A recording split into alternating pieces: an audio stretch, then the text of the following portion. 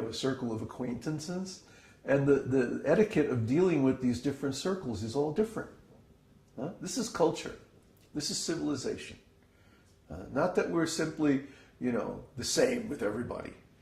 That's like so low class.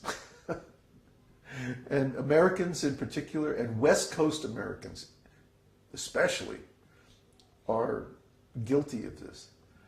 They're very shameless. What's that Spanish word? Vergüenza. Sin vergüenza means without shame.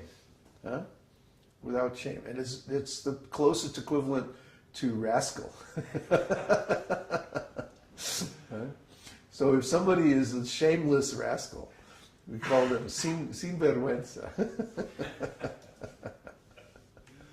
So we don't like this. We don't like to see this because it means that a person does not have discrimination. And discrimination is the function of the intelligence. So the more intelligent a person is, the more we would expect that they treat different categories of people very differently. They don't express their inner feelings to everyone. They don't wear their heart on their sleeve, as the saying goes. But they keep it very confidentially. And this is the sign of a civilized person. Okay, next one, is related. Avahita. Avahita means concealment of emotions. To display emotions artificially in order to conceal one's true confidential feelings or emotions is called avadhita. The symptoms of avadhita are hiding the limbs which betray those emotions, looking elsewhere, futile action, and impaired speech. Well, we see women do this a lot. They do it a lot more than men. Women are very artful about hiding their emotions. So they'll often say things that they don't really mean. And the reason they do that is to hide what they really feel. Okay? The female psychology is described very nicely in Śrīmad Bhagavatam. What is that in the fourth canto, in the story of Puranjan, King Puranjan. Take cover. King Puranjan is, the story of King Puranjan is one of the few allegories in the Śrīmad Bhagavatam, or the Vedic scriptures in general. In fact, in all my research into the Vedas, I can only recall 3 or 4 instances of allegory. Mostly everything in the Vedas is history. Some people try to portray the Vedas as being mythological. They're not mythological. They're fact. They're history. Purana means history. So, excuse me. Krishna. Anyway, these histories have been passed down from long time ago. So when we read these things, they're fact. But in the case of the story of Puranjan, in the 4th canto of Śrīmad Bhagavatam, this is an allegory. And it's an allegory of the relationship between the soul and the material body. And the soul is king. He's compared to a king named Puranjana. Pura, Anjana. It means, Pura means a city, and Anjana means limbs. Okay? So the city of limbs is, of course, the body. So he's the king of the city of the body, Puranjana Maharaj.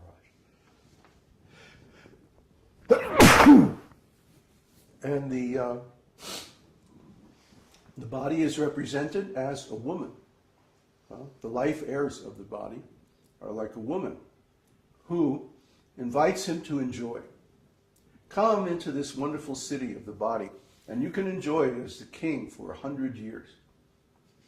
But she doesn't say, oh, and then you have to get out.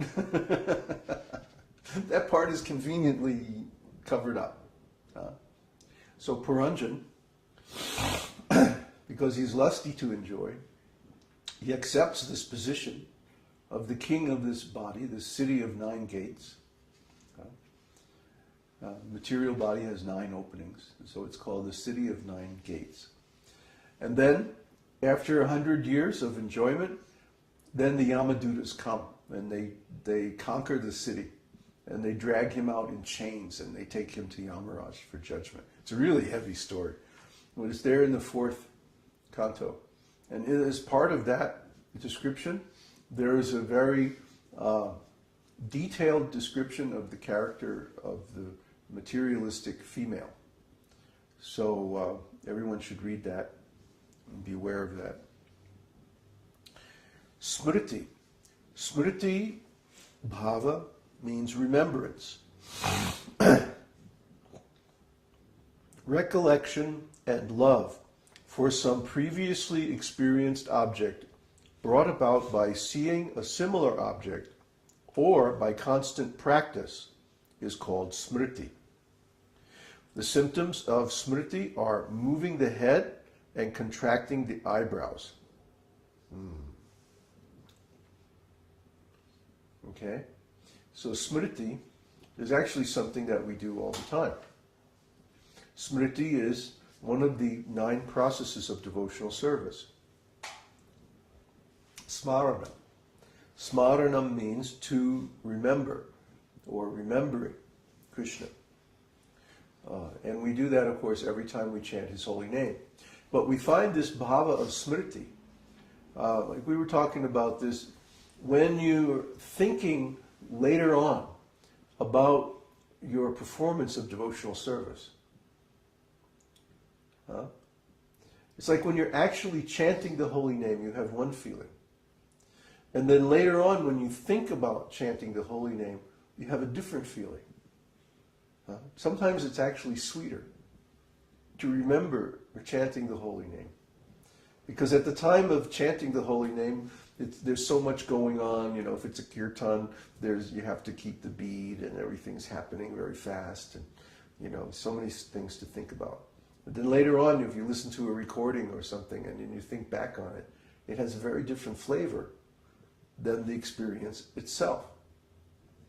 I used to experience this when I was in Hawaii, and I was chanting all the time. And so I would chant every day, you know, at least 8 hours or 10 hours. And then sometimes I would go to the store or do other errands or chores.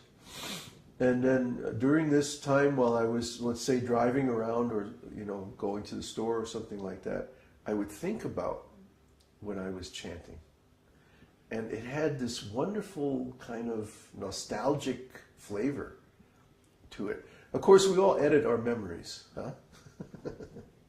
We all embellish and you know, repurpose and refine our memories to suit our understanding of them. But still, you find that this is a particular taste. This smriti taste is a little bit different. Even if you chant, for example, and then you think about it later, I was chanting. You know, it just has a different flavor. So that flavor, that bhava, is called smriti. And finally, vitarka. Vitarka means deliberation or reasoning. The deliberation performed to determine the truth about something is called vitarka. This deliberation may be instigated either by doubt or curiosity to determine its cause. The symptoms of vitarka are contracting the eyebrows and moving the head and fingers. Well, first of all, we have this, and then we have that. And, if we think about it, we could even say that it's natural to move the fingers. Because when you're exercising the logical functions of the brain, these are equivalent to the fingers.